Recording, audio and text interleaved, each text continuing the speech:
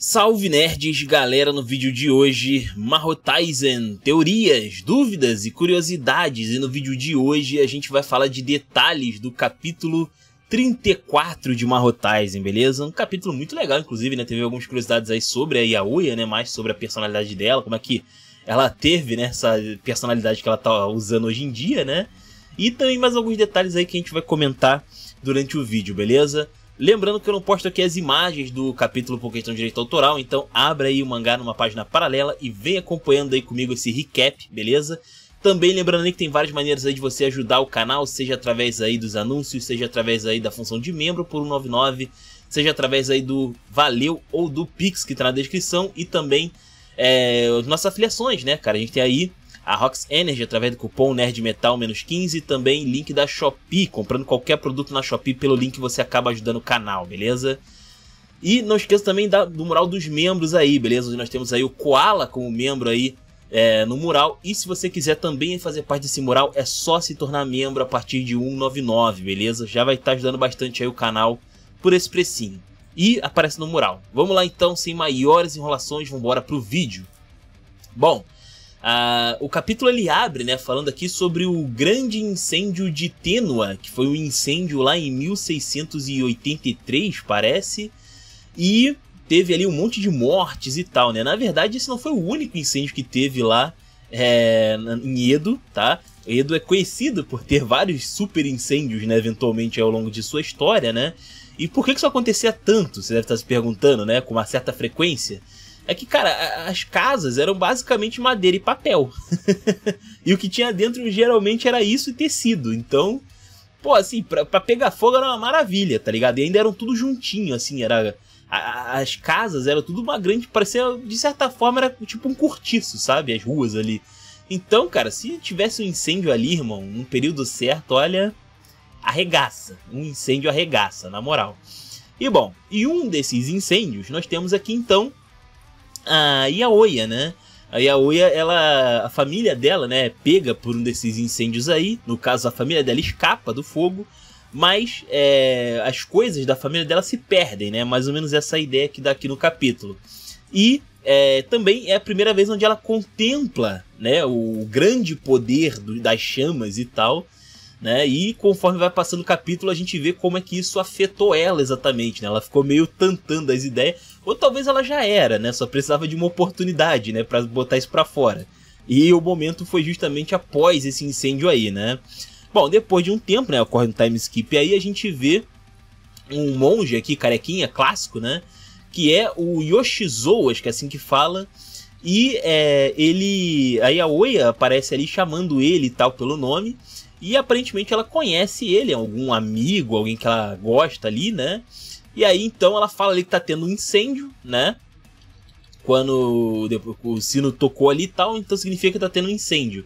E aí ela arrasta o maluco ali, né, pra ver, pra ver esse incêndio, né? O que é meio bizarro, por si só já é muito bizarro. A gente vê aqui então o cara falando, né, quem é ele, que ele é o tal do Yoshizo e tal, que ele mora nesse templo desde criança, ou seja, ele foi acolhido por esse templo e ficou por ali mesmo. E no caso da Yaoya, né, ela é uma garota ali que os pais são vendedores, né, só que eles perderam, parece lá, que as coisas deles pro incêndio, né, que teve lá. E aí então eles tiveram que se abrigar, vamos dizer assim, lá no templo, e daí então ela conhece ele a partir de então, né.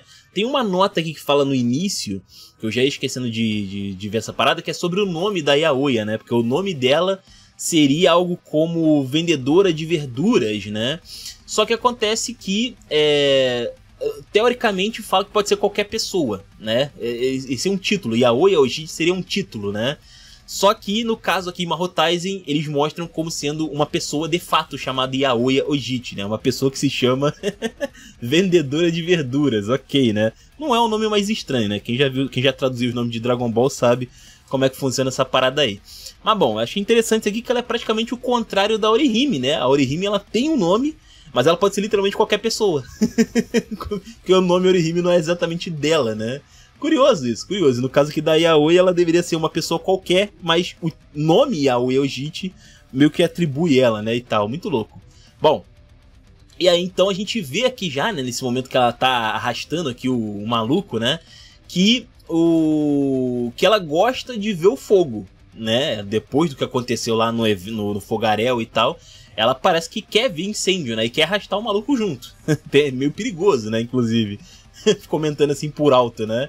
Mas enfim, quando chega lá no lugar, o incêndio já tá controlado, né? E a gente vê a indignação dela, né? Pô, eles apagaram o fogo? Como assim, cara? Cadê, né? Eu quero vir ver o espetáculo, né? O que é meio louco, né? Poxa vida, o cara até fala ali com ela e tal. Pô, peraí, né? Você tá falando um pouquinho alto essa parada aí. O pessoal pode pensar merda, né? E ele fala aqui, inclusive, né, que o incêndio é um crime, se for proposital, né? É um crime que leva à morte, à execução, né? Bagulho bem complicado aí. Pô, seria maluco, né? Alguém começar um incêndio de propósito. Mas aparentemente este incêndio especificamente foi sem querer, foi um acidente, vamos dizer assim, né? E eu achei interessante que quando ele fala aqui com ela, né, sobre esse negócio dela ficar chamando muita atenção ali, falando alto, né, sobre incêndios e tal, pode acabar dando ruim pra ela, né? Mas ela fala ali que ele não pode dar sermão pra ela porque ele ainda não é um monge. E eu achei bem interessante a reação dele, cara, nisso aqui. Isso aqui me quebrou muito, porque, pô, pera lá. O cara mora num templo, ele ainda não é um monge. Não segue ainda, de fato, a doutrina. Ele só mora lá, ele é só mais um de vários acolhidos ali. E assim, se ele pudesse, ele poderia sair do templo, se ele tivesse a motivação certa, né? E aí a Oya meio que tá jogando aqui, né? Ó, você ainda não é um monge, você ainda não tem votos. E o cara fica todo vermelho ali, opa! Enfim, né? E aí ele muda aqui de assunto e tal, e eles acabam saindo do local. Mas você já vê que, né, a treta foi implantada aí, né? Bom, e aí então a gente vê aqui ele questionando aí a Oya sobre por que ela gosta de incêndios e tal, né? De onde que vem essa coisa dela? E surpreendentemente, nesse capítulo a gente descobre que inicialmente ela não gosta de fogo. Ela não é do fogo exatamente que ela gosta, né? Pelo menos não originalmente, né?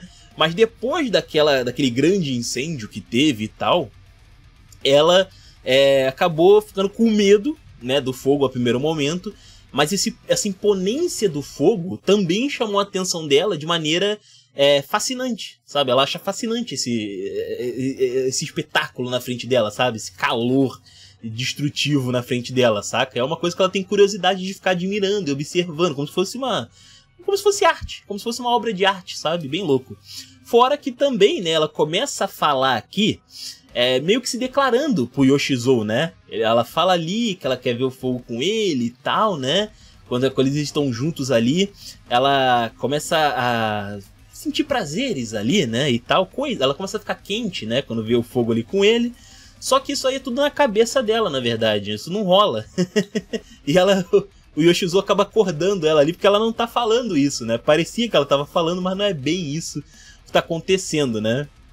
Na verdade, ele só ouviu a parte inicial da conversa ali, que é quando ela fala sobre ter medo / fascínio do fogo, né? Que é contraditório pra caramba.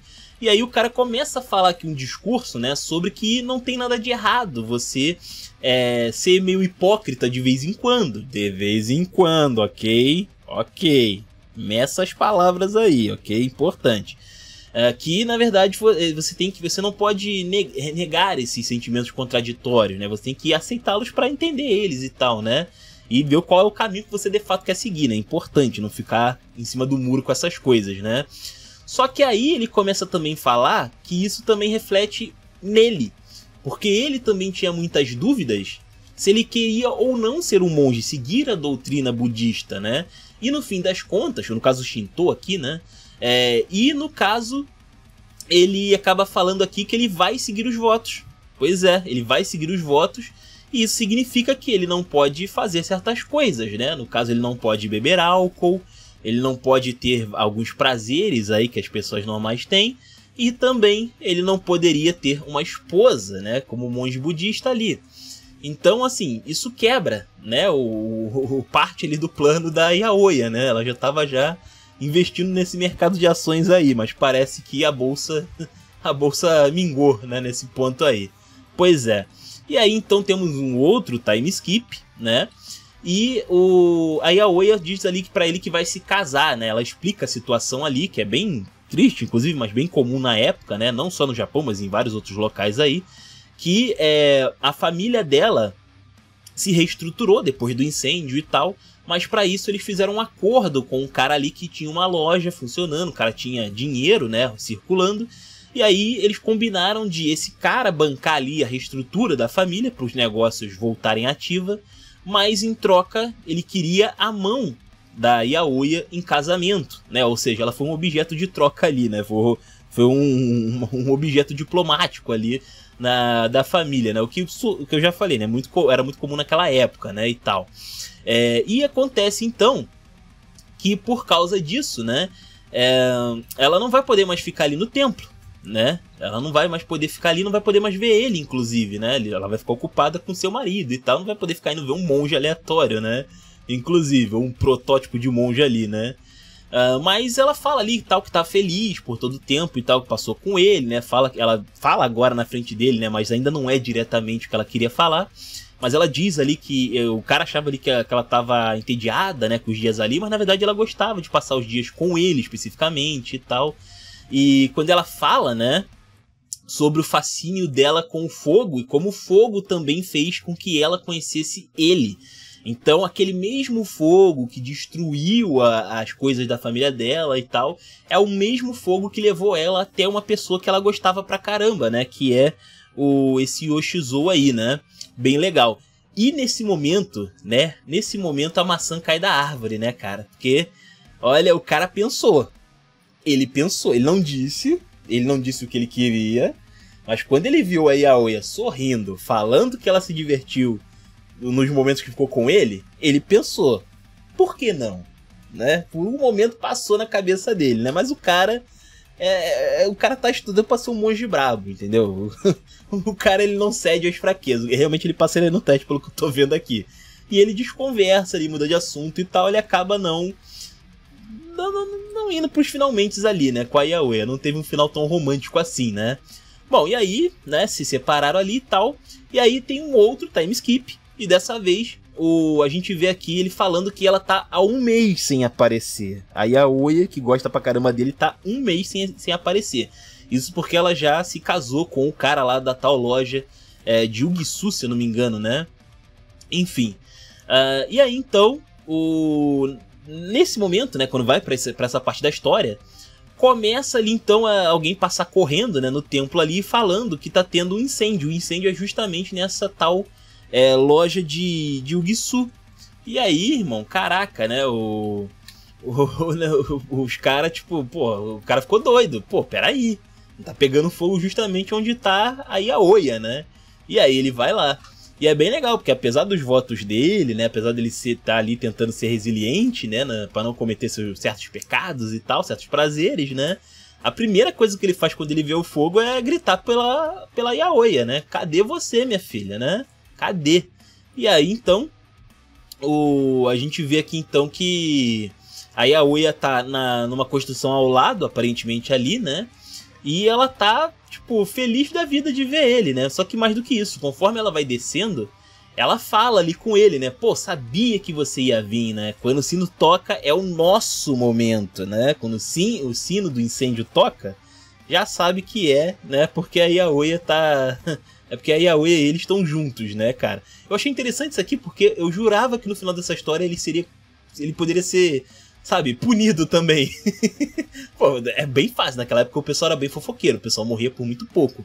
Bastava uma fofoca e você capotava. Então, assim, pra alguém apontar o dedo e falar, pô, esse cara tá com ela. É 2 palitos, né? Tá ligado? Não sei como é que não rolou isso aqui na história, inclusive. Pode ser considerado um furo. Pode ser considerado um furo aí, mas enfim. Até pelo que acontece na sequência, né? Porque, como eu falei, ela vai descendo ali da estrutura e ela vai falando, né? Como o fogo é bonito e tal, como o fogo é honesto, como ele permite que as verdades sejam reveladas e tal. E ela vai se aproximando dele. E aí ele vai vendo que, porra, ela tá super confiante, ela tá bem diferente, né? Da época ali em que tava com ele, né? Ela tá tentando ser mais direta ali com o que ela quer falar, né? E aí ela meio que fica ali no colo dele, né? E tal, se apoia ali no corpo dele e fala que sentiu a falta dele, né? Cara, isso aqui era... Facilmente alguém podia apontar o dedo e crucificar o maluco, velho, na moral. Pra ele morrer junto aí, ser condenado com a Yaoya era muito fácil, na moral. Não sei como é que não rolou. Na boa. Tá bom. Ela foi condenada, né, pelo incêndio aí. E ela, tipo, falou ali e tal, né, que tava com saudade dele, pá. E ela foi sentenciada a morrer pelo fogo, né? Ela ia ser queimada ali na fogueira e pá, né? E ela tava de boaça com isso, né? Isso é interessante, porque quando começa ali a execução, né? A gente vê o Yoshizou comentando, né? Que, poxa, ele não entendia por que ela tava rindo, né? Olhando ali pra ele enquanto ardia em chamas, né? E aí a gente percebe o seguinte, né? Que, pô, ela tava há um mês sem ver ele, né? E eles eram ali meio que unha em carne, né? Unha e carne. Nossa, difícil de sair, mas saiu. Caramba. E o que acontece? Nesses um mês aí que ela ficou fora, provavelmente ela ficou com tanta saudade dele que valia a pena se sacrificar pra ver ele uma última vez. Tipo, pô, ela não tava aguentando mais ficar longe do cara, né? Então ela preferiu partir dando uma última olhada nele. Então provavelmente tudo isso foi planejado desde o início, né? Essa execução aí da Yaoi é meio que ela já fez de propósito, aparentemente aí, já pensando no que ia acontecer nos últimos ritos aí, né? Cara, que doideira. Cara, muito louco, muito louco. É uma história bem legal aqui, onde a gente vê que ela fez loucuras por amor, realmente, ali, até os finalmentes ali dela, né? E o cara nunca entendeu o porquê que ela fez isso exatamente, né? Ele não conseguia conceber a ideia, né, de que ela se sacrificaria só pra ficar com ele brevemente ali, né, num momento alugado praticamente. Muito louco, né? E isso nos leva para o momento mais atual da história, né, onde a gente vê aqui que a Yaoi tá usando ali seu poder de fogo, né, literalmente ali. E assim, eu tenho uma crítica para falar desse capítulo aqui, que eu não gostei dos efeitos de fogo, sabe? Especificamente a onda de calor e tal, que aparece ali atrás, porque o fogo mesmo era só um pontozinho ali passando, né? Em volta ali da personagem. Só que era muito pequenininho. O que realmente contabilizava como fogo aqui pra história era aquela parte grande ali, que era meio que o calor, né? A fumaça, né? E tal, do que seria esse incêndio aqui. Só que, pô, não fica tão zoado, sabe? Fica meio zoado. Parece que o fogo é muito pequeno, sabe? A animação ali atrás é toda espalhafatosa e tal, mas o incêndio de fato ali é só um foguinho que passa ali por cima, sabe? Da Yaoi. Podia ser melhor, podia dar um destaque maior, até porque a intensidade passaria a noção também da vontade dela, né? Do quão grande é esse amor ardente que ela tem, né? Pois é, então na minha opinião, ficaram devendo um pouco nesse ponto aí, tá? E aí então, enquanto a Yaoi vai fazendo todo um discurso ali e tal, né? Sobre o poder de fogo dela e tal, que ela vai queimar mais e pá. E aí ela libera as chamas dela e isso gera uma nova transformação, onde ela usa ali agora a magia das chamas, unidade explosiva Iroha, né? E aí, cara, isso aqui é um negócio muito louco. Eu fui pesquisar o que era esse Iroha, né? Eu já tem aqui uma nota do lado falando que é um poema e tal, né? Que não repete os caracteres ali, né? E realmente, se você pegar ali, dar uma pesquisada aí, você vai ver que tem uns poemas japoneses que usa praticamente ali toda a tabela, né, dos kanjis ali, mas não tem o... como é que fala? Não tem repetição. Todos os kanjis estão ali no poema, compõem o poema, mas sem usar nenhuma vez ali um deles ali mais de uma vez, sabe? É muito louco essa parada aí, ficou bem, bem curioso esse negócio aí. E isso também fala que ela é meio única, né? Ela gera ali um efeito especial, vamos dizer assim, né? Nos ataques dela. No caso, né, como ela diz, é uma unidade explosiva, né? E bom, ela explica mais ou menos aqui o que está acontecendo, né? Depois. Mas a gente vê aqui a Kisuko comentando, isso eu acho interessante, que é sobre o comportamento do fogo no corpo da Yaoi, né? A gente vê ali um quadro, né, onde ela tem uma espécie de queimadura, né? Ela tem... O corpo dela meio que racha ali em alguns pontos devido ao calor. Isso lembra um pouco uma terra com magma correndo, sabe? Você vê ali a terra, os caminhos sendo feitos, sabe? Do magma assim descendo a montanha ou o vulcão e tal. Bem interessante, ficou bem interessante isso daí. E aparentemente esse poder da Yaoi é perigoso para ela mesma, né? E ela aposta tudo nesse movimento, né? Bem curioso isso, né? A Kisuko fica até curiosa ali que, pô, por que ela tá, né? Por que ela tá usando um negócio tão perigoso, né? Pra lutar. A gente vê aqui que a Orihime, né? Fica até feliz ali de ver que ela tá se sacrificando pela Orihime, né? No caso, no sentido de Ela tá falando ali como se fosse, tipo, a Yaoya tá se sacrificando por ela, né? Tá sentindo dores ali pela Orihime, mas o sentido real mesmo é na porrada, né? É pra bater nela. E a gente vê, né, como é que funciona aí esse novo aprimoramento da Yaoya, porque ela fica muito, muito, muito mais rápida. Faz a diferença, né? Essa nova vestimenta. Inclusive, eu chamo a atenção aqui que, na verdade, assim, ela não mudou tanto, né? No que ela tem ali. Ela tem ainda aquele roupão, tem o matoi, né, e tal. Mas ela ganhou ali um chinelo novo, né? E uma luva, né? Um par de luvas ali novo, né? E esse par de chinelinhos aí que ela tem agora tem umas rodinhas, né? Eu achei interessante que essa rodinha tem uma caveira ali, um crânio ali no meio, né? E isso é uma referência a um yokai, que é o Wanyudo, não sei se é assim que fala exatamente, mas é basicamente ali um yokai que ele é uma espécie de roda em chamas com uma cabeça bem no meio, né? E tem bastante a ver com a Yaoya, né? Um bicho meio de fogo ali que se incendeia e vai atrás das inimigas, né? E no caso aqui, esse negócio dá pra ela super velocidade, né? Ela fica extremamente rápida quando ela tá com esse chinelinho aí diferenciado, né? E não só isso, ela também fala ali que ela tá bem forte. Ela tem a força de um incêndio, né? Vamos dizer assim. Na prática, não sei se eu entendi, mas basicamente, a grosso modo, de maneira bem leiga, ela tem super força. Isso é o mínimo que a gente precisa saber, né? E bom, ela tenta ali acertar um golpe na Orihime, né? Só que a Orihime escapa. A Orihime acaba usando o poder dela de gravidade pra subir, né? E tomar distância. Percebam, inclusive, que nesse capítulo, né, a Orihime ela não se movimenta muito em questão do que ela pode fazer, né, manipular ali o próprio corpo gravitacionalmente, né. Ela basicamente sobe e desce na vertical, é mais ou menos isso que ela faz, né.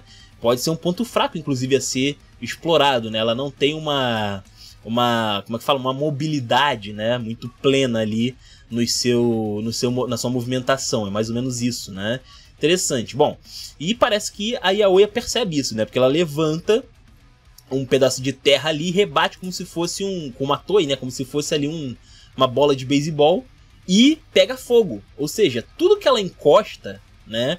Parece que entra em combustão de alguma forma, né? E aí, então, quando ela arremessa esse pedaço de terra, né? A terra fica pegando fogo, uma bola de terra incandescente na direção da Orihime, né?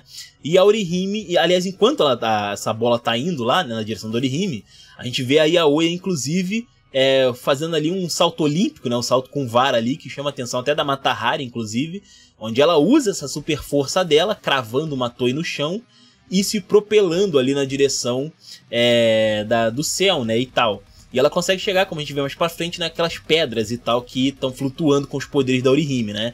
A própria Orihime, a gente vê que ela se esquiva da bola de terra simplesmente descendo para baixo. Ela faz um certo esforço ali para descer rápido, né? Então a gente vê que ela parece ter uma limitação física realmente ali, uma limitação no caso de ângulo, né? De para onde ela pode ir com seus poderes. E isso nos leva aqui para a própria Yaoya, né? Porque a Yaoya ela tá aqui pulando de pedra em pedra no céu e com super velocidade, né? Ela acaba chegando ali brevemente em cima ali da Orihime com a super velocidade. A Orihime não tem muito o que fazer, ela não consegue se distanciar para nenhum lugar, nem para subir e nem para descer, tá ligado? Ela não tem tempo de reação basicamente ali com isso, né? Bem interessante. E aí então, né, a gente vê aqui que a Yaoya acerta a Orihime com o punho de fogo, né? O punho do Regumi, acho que é assim que eles chamam aqui. E ao encostar na sua inimiga, a Orihime começa a cair em combustão. E também tomou um socão no corpo, né? Também foi uma senhora porrada ali que ela tomou, né? Bom, e aí ela caiu no chão, fez uma baita destruição ali, né?